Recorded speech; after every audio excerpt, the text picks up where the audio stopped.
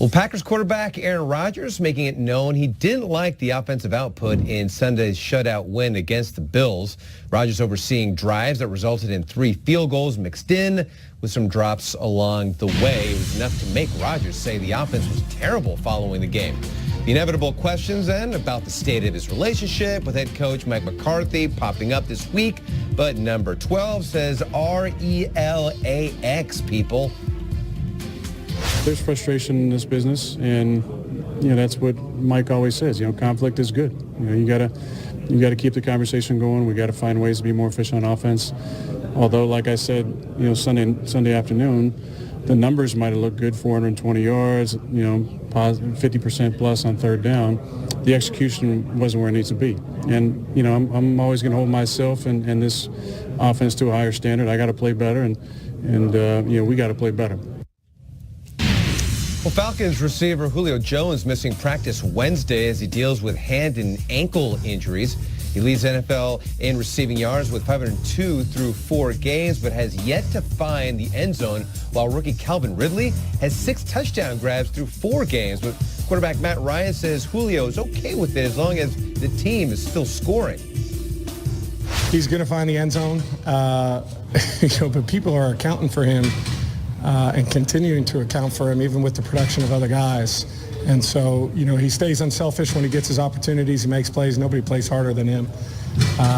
We'd love for him to get in the end zone, but we got to find ways to get into the end zone with whoever it is. And he's 100% on board with that too. But he's going to find it. I really believe that. And I feel like when, that gets going, it's going to keep going. Ryan and fellow QB Matt Shaw visiting earlier this week on their off day a children's hospital in the Atlanta area where they visited patients with cancer and blood disorders. Now, this was part of the Falcons' annual hometown hall event that we had told you about earlier in the week. And you can only imagine, Kay, what this means to a kid to have a player like Matt Ryan, a former MVP, stopping by for a visit. It certainly has a lot there to do with lifting up their spirits, and again, on their off day, and they're doing it. So that's awesome. Thanks for sharing those stories continuously. Just to, let us know what all the teams are doing, all the individuals doing across the league to make their communities a better place. Thank you so much, Will. We'll talk to you in a bit. The Cowboys have a big one this weekend. Zeke Elliott, he's taken a bit of a leadership role in his 3rd season with the Cowboys. Our own Jane Slater explains.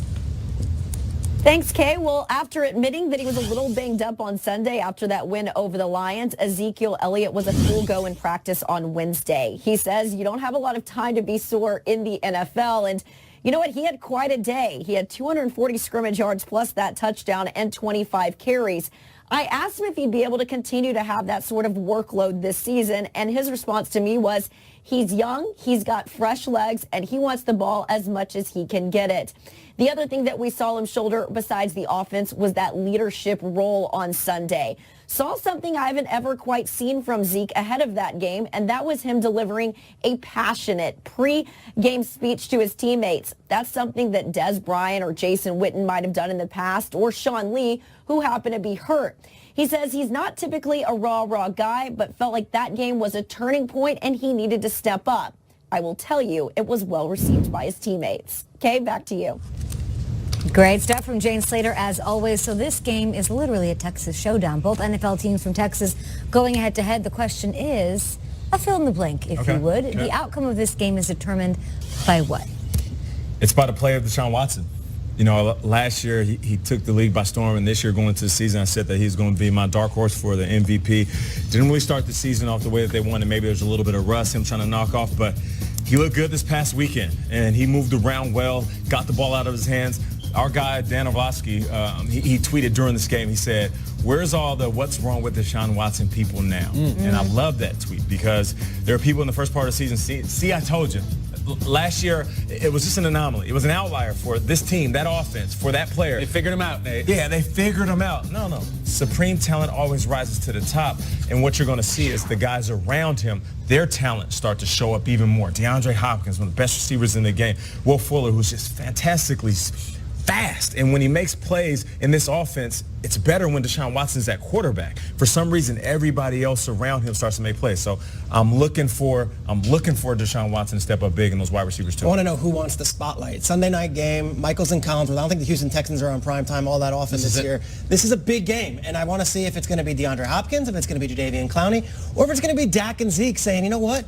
We're here. A win for the Cowboys puts them at 3-2 in a very competitive NFC East. And they've got several big games coming up. I want to see which one of these young stars in the league, guys that we've hyped for a long time, steps up, grabs that torch, and says, I'm the guy that everyone's going to be talking about Monday morning.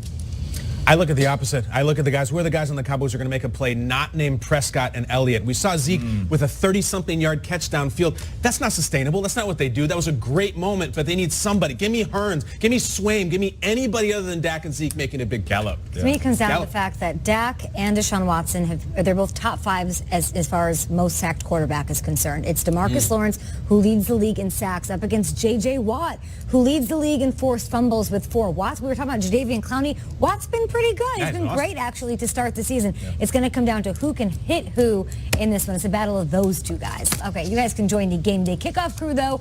With tonight's game, they're live from Gillette Stadium as they prepare for Thursday Night Football. It is the Colts and the Patriots. NFL Game Day Kickoff presented by KFC. That is tonight at 6 p.m. Eastern, live on NFL Network. All right, up next, he led the league in touchdowns last season, a seasoned vet on the toe drag swag. I mean, if you look up the dictionary, you just see his face. That's it. He's an absolute monster, man. Texans All-Pro DeAndre Hopkins joining us after the break. Hey, there he is. What up, Nuke? He's ready. That's a flat brim.